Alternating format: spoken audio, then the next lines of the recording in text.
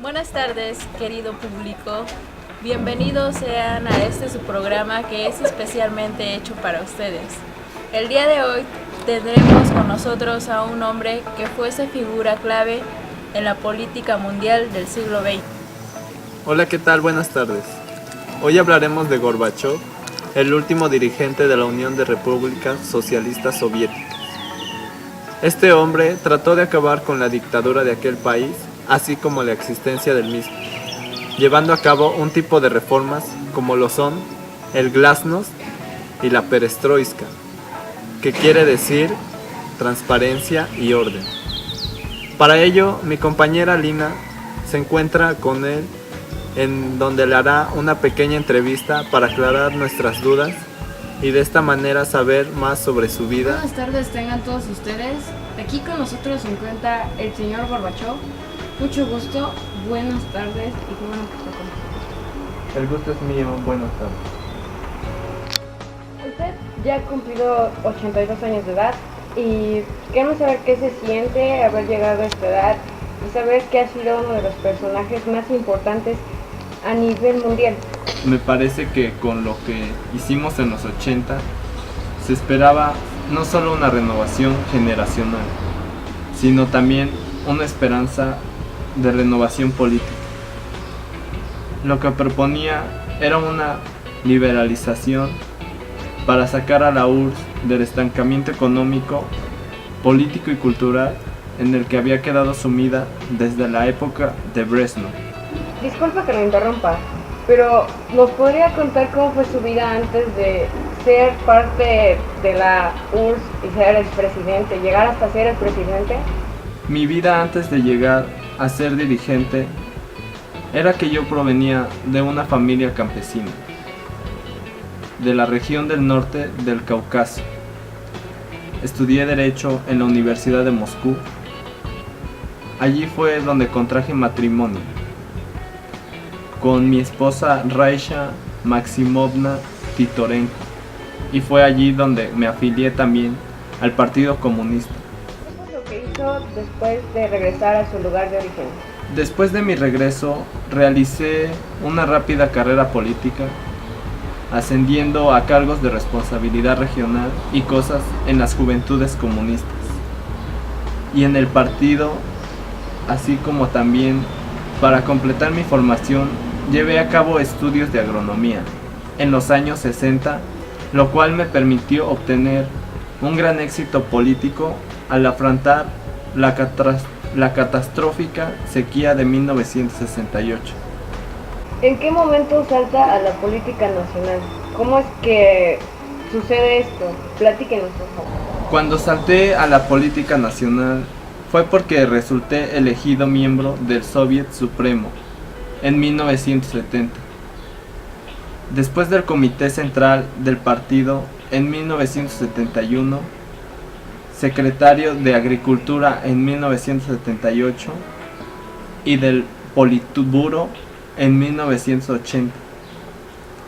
Esta rápida ascensión culminó con mi elección como secretario general del Partido Comunista de la URSS, tras la muerte de Chernenko en 1985, obteniendo así el máximo poder de la declinante potencia soviética, que se completaría con mi nombramiento como presidente del Soviet Supremo y jefe del Estado en 1988.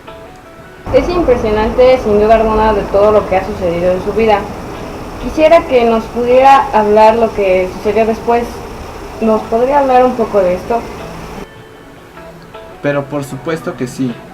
Mira, en 1990 puse en marcha un programa político extremadamente audaz, en el que no solo se acabaría con la dictadura comunista en la URSS, sino con la propia existencia de aquel Estado, transformando así profundamente el escenario internacional. Este programa tenía que ser obra de un comunista convencido, deseoso de reforzar y perfeccionar el régimen socialista mediante el glasnost, que es la transparencia, y la perestroika o restauración.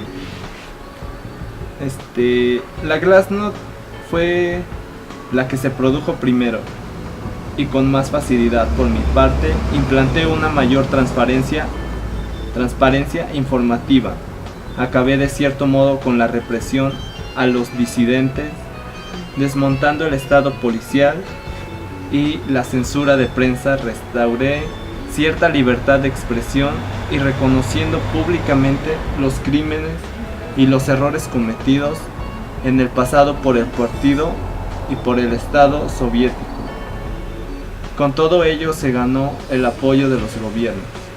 Me deja sin palabras. Es impresionante cómo llevó a cabo todos estos procesos para poder llegar a ser el dirigente de la URSS. Un hombre sin duda excepcional. Muchas gracias, señorita. Es sin duda un gusto responderle a sus preguntas. ¿Alguna otra pregunta que tenga? Sí, señor. Tengo una pregunta más. Cuando usted se retira de la política, ¿en qué momento es en que decide dejarla? Esta pregunta es un tanto curiosa, porque en ese momento avanzábamos despacio por las resistencias existentes dentro del régimen y por el temor a perder el control del proceso. El efecto principal de la apertura fue la eclosión de los sentimientos nacionalistas, que conjuraron en movimientos independentistas en las diversas repúblicas que formaban la URSS. Poco después, en un intento de golpe de estado militar de tendencia involucionista,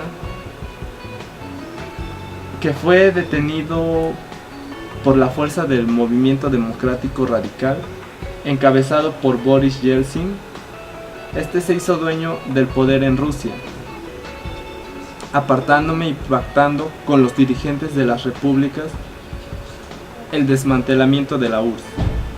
Así que me retiré de la política en el año de 1991, aunque después me presenté a las elecciones de 1996, pero obtuve un resultado del que estoy algo impactado, ya que fue pésimo, en donde se reflejó así la impopularidad que me había ganado en aquel país, que era mi país.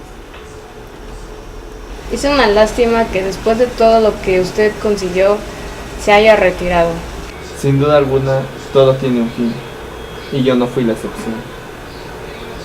Sin embargo, me siento satisfecho por haber logrado todo esto. Mi retiro trajo cosas buenas para unos, así como también cosas malas para otros. Pero esto es así, nunca puedes tener a toda la gente contenta. Hagas lo que hagas, nunca estarán de acuerdo. Eso es verdad. Usted, como usted lo dice, eso siempre va a haber gente inconforme. Y pues de verdad, muchas gracias, señor Gorbachov, por estar aquí con nosotros. Y nos despedimos. De verdad fue una entrevista muy interesante. Gracias por todo. Un gusto es mío.